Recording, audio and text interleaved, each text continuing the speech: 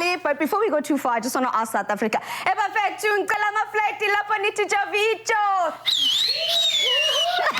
Now we can start our localist like a recipe, my friend. How are you doing? I'm fantastic. I mean, you definitely tested my Mzansi skills. Am I really a South African? But you know what a vibe. You've set it up. What are we making? My friend sends are one of my favorites, and I think it's one thing that if you talk about being South African, you talk about Kota, and that's what we're about to make. It is delicious, it is tasty, it is a full house, it is delicious. Let's make it. Let's go straight into it. I mean, Mzansi Tumi has already said it. Bring it on. We want the slap chips, we want the Russians, we want the cheese, and those fried eggs all smothered in local and lekker sauces. I love the fact that you said smothered because it's not a Kota with everything dripping out the sides of your mouth. But like we said, sfage Russian ngaphakathi, right? So it is important that you make sure you prepare your Russian the way it is supposed to be prepared. We want it nice and charred and fried on the edges and nice and soft and juicy in the center. I was going to say, how do you like your Russian? Because a lot of people, like some people do love it soft. They love it just, you know, less hassle. I like mine to have a nice crunch, a nice crack when you bite into it, but that soft center. Exactly, essential. and that's what we're going to do. So just like you would do with your steaks and stuff like that, what we're going to do is, because it's already a processed meat, we want to get that beautiful char. Yes, that's what we do. If you're doing it in a flat pan, that's what you want to hear. So I'm doing this on a high heat just to get that char, and then once it's cooked through, we just flip it over and turn it onto a low heat. Yeah? Don't you worry, Michael.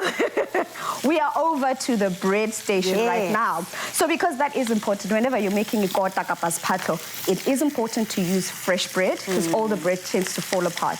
But I can see already, my friend, you've got the oil in hand, you've got your brush. So what we want to do is, as you can see, your kota over there, it's got that beautiful grill marks on the outside. So that's what you're about to do now. You're going to brush up our piece of bread, and then we'll do the cutting afterwards just to make it easier. But first, friend, let's do this. Don't you want to cut it in half first? Another half, ne? And maybe people might be wondering, what do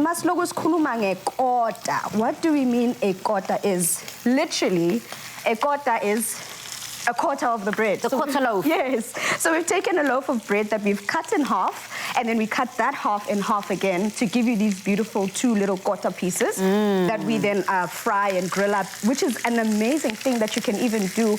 Mashawa electricity situation, all you do is you can actually toast the bread on the outside on your fire. On the braai. Exactly. Yeah. Your Russians can also be done on the braai. Your eggs can also be made on a pan on the braai.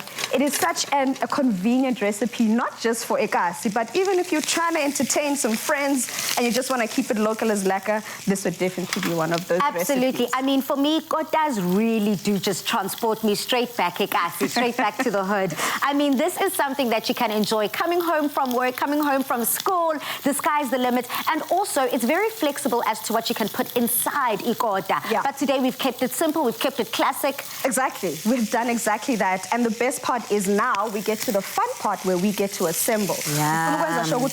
Is all the way high. Yeah, it has to be a high heat. It has to be all the way high. But like you were talking about, friend, we've got different ingredients here. You mentioned the egg, you mentioned the cheese, and we've got our Russian. But is a kota really a kota without those slap chips and acha? I'm an acha fan. For me, the spicier, the better. I love myself a good mango acha. Being from Durban as well, you know, I'd like to believe we make the best achas in the country.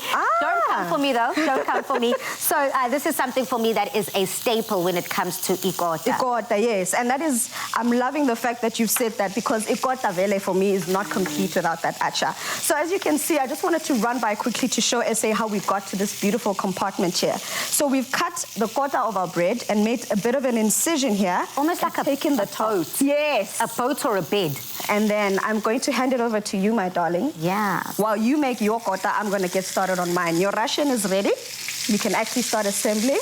And I'm going to also assemble my own kota here. You know, it's a kota challenge here. Kota. Well, it actually isn't much of a challenge because you've made everything so easy. I mean, you've truly broken down the best way to have ikota. I mean, the fresher the bread, the better. Exactly. The crunchier the Russian, the better. And I do like myself a little bit of a softer egg. You've given me a hard egg, but I'm not mad.